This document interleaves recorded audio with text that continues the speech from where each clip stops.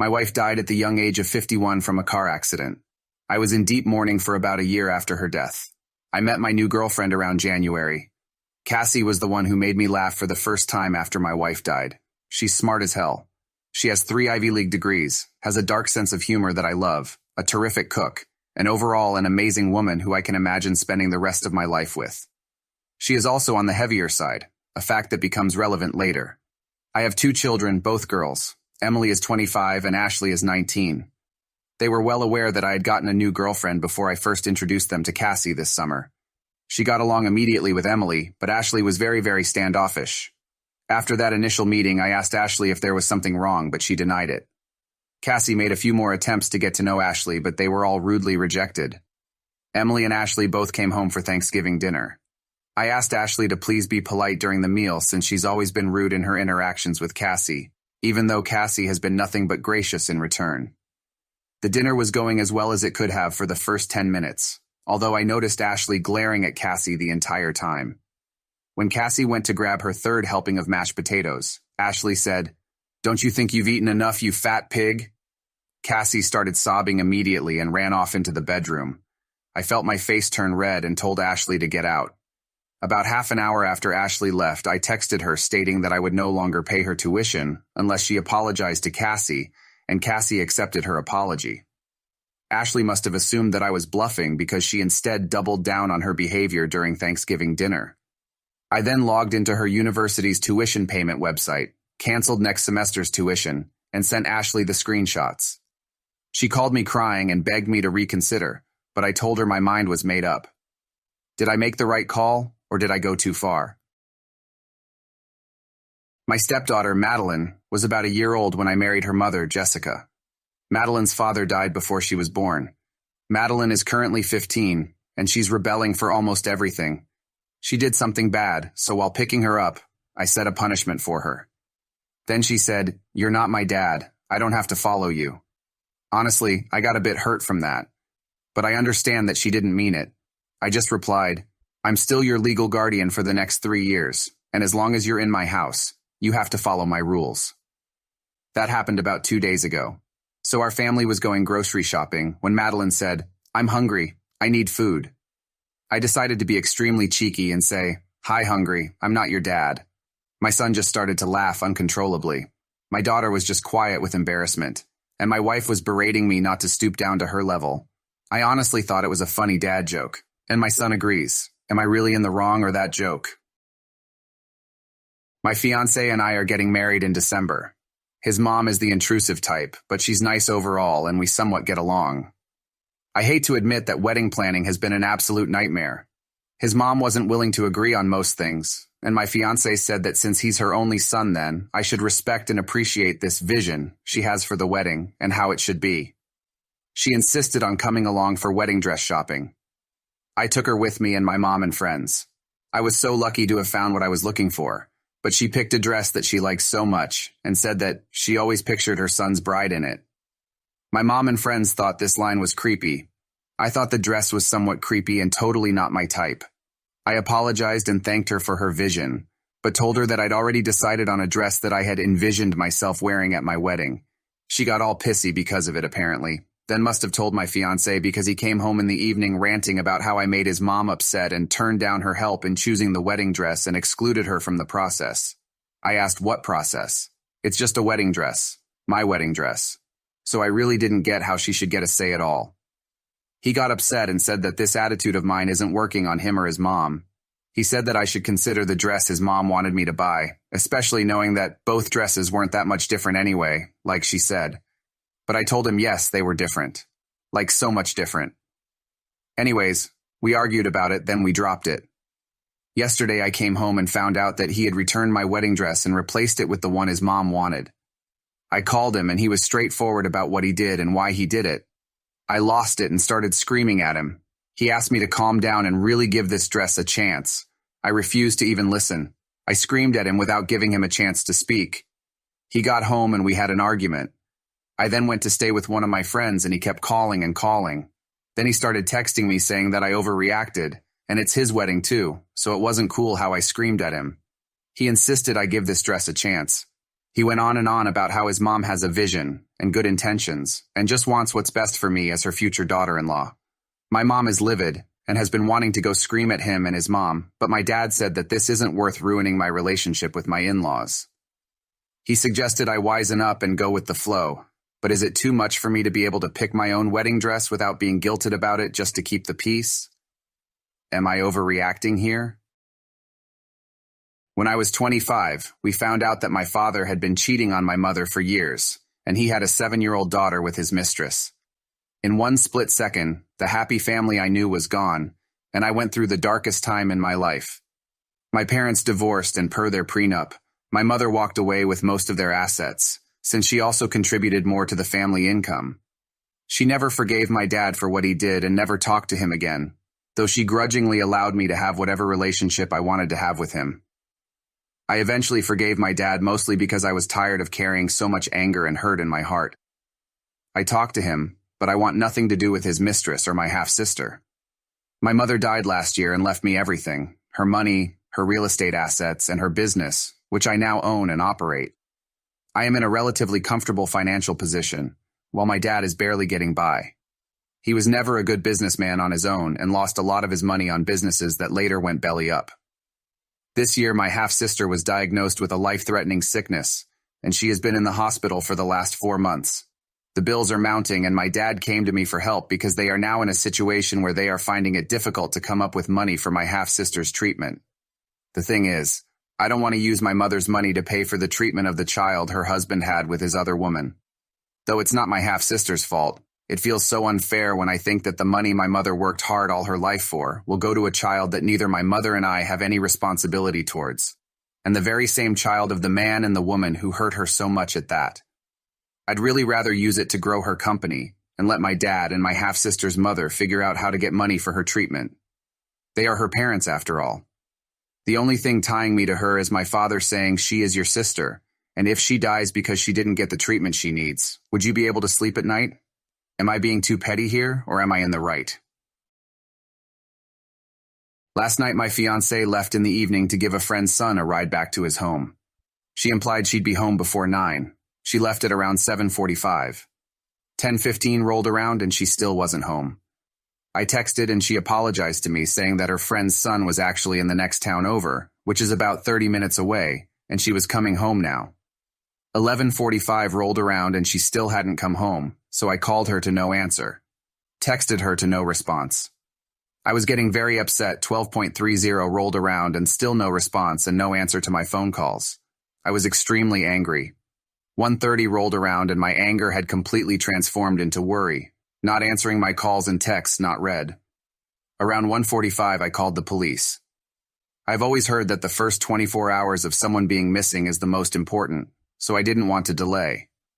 I asked them to let me know if there had been any traffic accidents involving her car, and the operator told me that they would put out the word and send some cops to check along the route she would travel. I called all the hospitals in the area to check if she had been checked in, and I waited outside watching the road for her car for 3 hours. Partially because I didn't want the kids to hear me on the phone with hospitals, and secondly because I was sick with worry. At 7 a.m. she came home. She apologized for being out and said she had no excuse. She was driving home and felt tired, like she was falling asleep at the wheel, so she pulled over to the side of the road to sleep.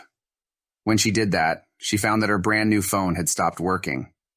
She says she napped anyway because it was the responsible thing to do, and then came home at 7 a.m. to bring the kids to school and get to work on time. I immediately called the police and told them that she had come home safely and gave them the case number and told them to stop searching, which they did. My fiancé brought the kids to school and left for work. I set out to start cleaning. Cleaning de-stresses me sometimes, and I got a call from a policeman asking where she worked. I told him and asked why, and I was informed that it was their policy to check on the person's wellness after a missing person is found. I asked them to not go by her work but to give her a call instead. He said he couldn't promise. My fiancée is relatively new to her job. A police officer showed up and asked to speak with her. She is now enraged at me for calling the police and sending a cop to her work and making her look bad. She is saying I overreacted and that she wasn't missing, and that I was punishing her for doing the responsible thing and not driving while drowsy. She is saying that she is never going to leave the house again except for work, because she is afraid I'm going to call the cops on her again. So did I overreact? Should I have waited 2 days like she suggests? Dad here, old fart, loves his daughter to pieces, but I'm struggling to see eye to eye with my teenager and wife on this one. We've always been a meat-eating family. We live in the rural Midwest, and bacon for breakfast is pretty much a given.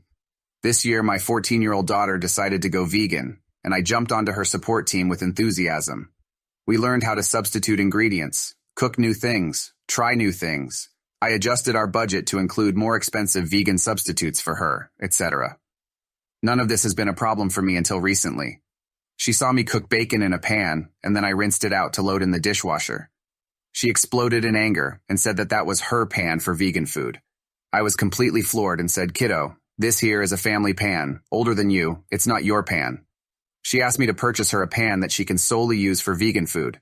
I didn't want her to feel weird about food, so I said sure, and ordered her a few colored ones that are only for her. The reason they're colored is so it helps me remember that I'm not to touch them unless I'm cooking vegan. That wasn't good enough. Now apparently the dishwasher is contaminated with animal products, and the fridge has bacon grease fingers on it. Because I eat bacon and then touch the fridge. She's asked me and her mom to completely stop eating meat at home. I don't mean I literally touch the fridge with greasy bacon hands because I wash my hands, but it's clear enough that it upsets my daughter. Frankly, I'm on team hell no. Her mom is much more amenable and strongly wants me to consider taking our daughter up on the request. My wife's reasoning is that both our parents live close so we can eat meat products there, and that she doesn't want our daughter to feel uncomfortable in the kitchen. My daughter says she is fine with cheese and butter in the fridge, but it's specifically meat products that make her feel sick. Now I'm sorry for her, but I feel like she just needs to adapt and live side by side because I'm not going to stop eating bacon in my own house. Am I being a jerk here? I have several dogs, one of which is an American Akita. His name is Yankee. I thought it was funny, and he seems to like his name. My sister was in the States the past 2 years and recently flew home with her boyfriend in town. First time we met him, yada yada. I guess she never mentioned me or my dogs, but he was pretty surprised when I told him my dog's name. I didn't think much of it. Most of my pets have peculiar names, so I assumed it was just an overall reaction. They left. My partner and I had dinner. Partway through our food, my sister called and asked if I'd consider changing my dog's name. I kind of thought she was kidding, but she reiterated that she was serious.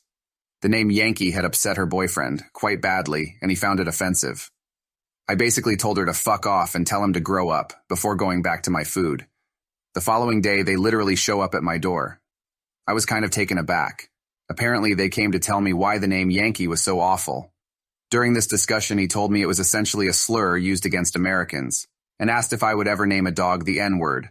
I just kind of laughed and told him he was off his nut. It's not that serious.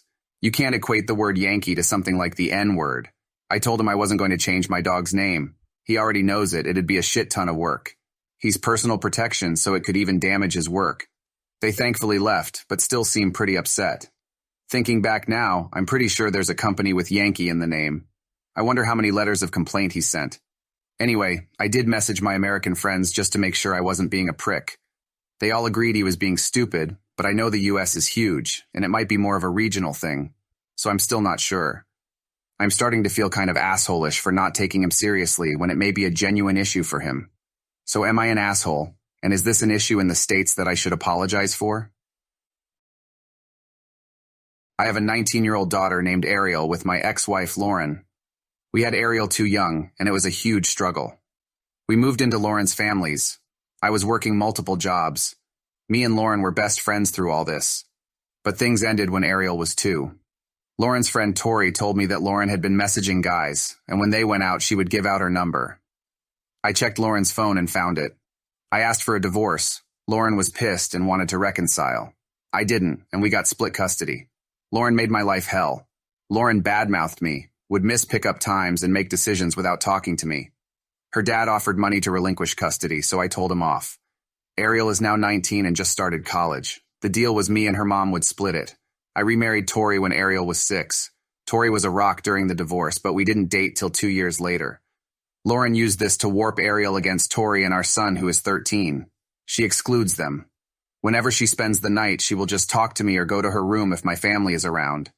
Our son walks to the basement if she comes over. It hurts me a lot. I've spent thousands on therapy before people bring that up. It still is being utilized. But at this point, Ariel is being nasty for the sake of it. Her mom has convinced her I cheated with her friend and had a baby. Which is funny because, as I've pointed out, the timelines don't even match up. I've done everything at this point, including family time, one-on-one, and therapy. Ariel is plain rude to them, and they are done trying. Ariel graduated from high school in May and hosted a party. I was invited, but my family wasn't. I told Ariel I found that disrespectful, so I'd send a card but wouldn't be going. She didn't care, and we haven't spoken since. I got a call from Lauren saying she paid the first semester and was wondering when I'd be paying. I said I was no longer paying, as I'm not pulling money out of my household. When Ariel is disrespectful to 2-3 of it, my ex went off, saying we had an agreement. I reminded her of when her dad tried to buy my custody, and said, "You have what you've always wanted. Full control and custody. You won. So figure it out." I then texted her that I've been putting up with this long enough. She got her 18 years of child support from me, so until she planned on setting the record straight that I was done with both of them, and blocked her. I called Ariel and told her the same, gave the reasons I'm not paying and told her she needed to look into loans. But I would pay for college if she at least tried to form a bond with my family, because she created this situation with her attitude. So if she wants my help, she needs to attempt it. She started crying, but I didn't fall for it. Told her what my expectations were and to let me know what her plan is so I can move the money around. My wife is on my side here, saying we've been the bad guys for long enough. But I'm getting shit from others. Am I a jerk for this? So I'm 28. I've been married to my wife for 4 years and we have a 2-year-old son together. My older sister Allison has 2 kids with her husband. She is my only sibling, but we do not speak and haven't since my wedding 4 years ago. My wife knew I had no relationship with my sister or mother when we got together, but now it's causing an argument. We were a pretty typical family until my mom cheated my senior year of high school with a coworker. My dad moved out immediately and I moved with him. This caused a rift between me and my sister. My sister believed since my mom was sorry and it was a one-time thing, as she claimed, which I don't believe for a second, and was trying to reconcile through the church that my dad's refusal to speak with her was somehow wrong. I was 18 and my sister was 20. Long story, but eventually my sister stopped speaking with my dad. I haven't seen my mom since 2016, and we have only spoken once since in 2019 when she tried to invite herself to my wedding. She was not invited, but my sister was out of courtesy. My sister didn't show up and we have not spoken since. My wife knew when she married me that my only family was my dad and my cousins. She said it was okay and she didn't care. So a few months ago, my wife got a call from my sister's husband. I've never met him, and he said that he wanted to start mending the bridge and would like to have me come meet their kids. I said no. Well then, my sister started sending pics of her kids to my wife, and my wife sent pictures back. I told her multiple times I did not like this, and she told me she could send pics to whoever she wants. I said that if she keeps testing my boundaries, she will be a single parent really soon, that she signed up for me as is. My wife is saying it's wrong to deprive my son of his family. I said I don't even have a relationship with my sister or brother-in-law, so why should my kid? That doesn't make me feel comfortable at all, and I don't even know these people. Also, any picture she sends could easily be forwarded to my mom, and she needed to think about that. She said she doesn't even understand why my mom can't meet her kid, and that comment alone pissed me off because I've explained my family drama for years, and it feels like she just ignored it.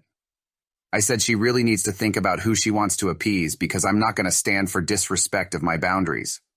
My dad totally agrees with me and is telling me I should start setting aside money now for an exit strategy. Because my wife's behavior is exactly how my mom used to act, and I should see the warning signs now. Am I being an asshole here? I live with my boyfriend in a flat he owns. It's fully paid off. His father gave it to him. The whole building was built 6 years ago, and it's in a very popular area. I pay my boyfriend half of the market rate rent, which we update every year by looking how much the flats are being rented out for in the building complex, which is a lot of money, but I agreed to it. Other than this, we did everything else 50-50 in the past. I got a new job with a significant pay increase, and now my boyfriend says we should start splitting expenses proportional to income because that's fair.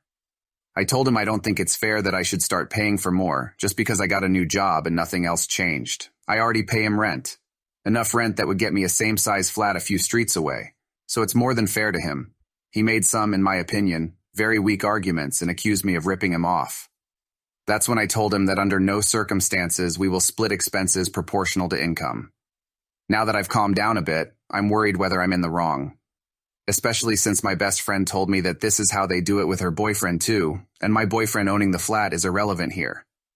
Am I in the wrong here? My brother and his wife have been trying to get pregnant, but unfortunately she's had 6 miscarriages. That sucks, I know. I'm not discounting that at all. That being said, she's a center of attention kind of person. She will shit-talk other people all day long and try to make herself look like the best person in the room. If anyone else gets attention, she tries to take it away from them, usually by putting them down verbally, or by getting another dog or cat. Most of the animals she has were obtained right after other people she knew got pregnant.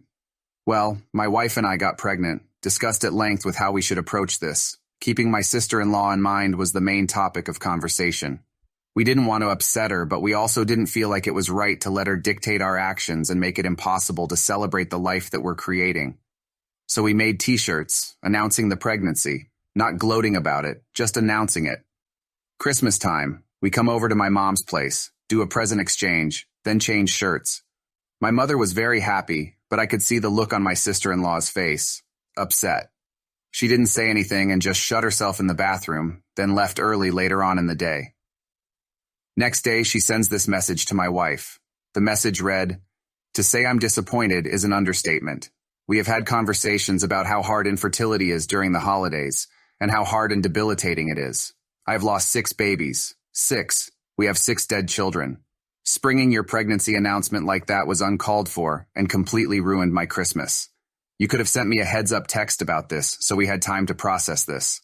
And if your excuse is, oh, I didn't want it to ruin the surprise for Mom, you're wrong. It's a completely invalid fear, because I would never ruin a surprise like that. Not only that, but you also saw how that affected me, and you wouldn't stop talking about it. You're excited, sure, but read the room. I can't tell you how much that damaged our relationship, and honestly, I don't know how many holidays I'm going to be there for now because of what you did. What you did was completely selfish and careless. It showed me you really don't care about me. And honestly, had we gotten a heads-up text, I'd be happy for you. But right now, I'm not. You both ruined Christmas for us. I don't know why you thought that was such a good idea. You also had an entire hour to do it before we got there. I had to leave early because I couldn't stand being there for another minute in a house that I didn't feel loved in." That's the end of her message. To be fair, the only time we talked about it was when my family was asking questions like due date, gender, etc. It's not like we were talking about it throughout the day. Are we the assholes for having decided to do the pregnancy announcement anyways?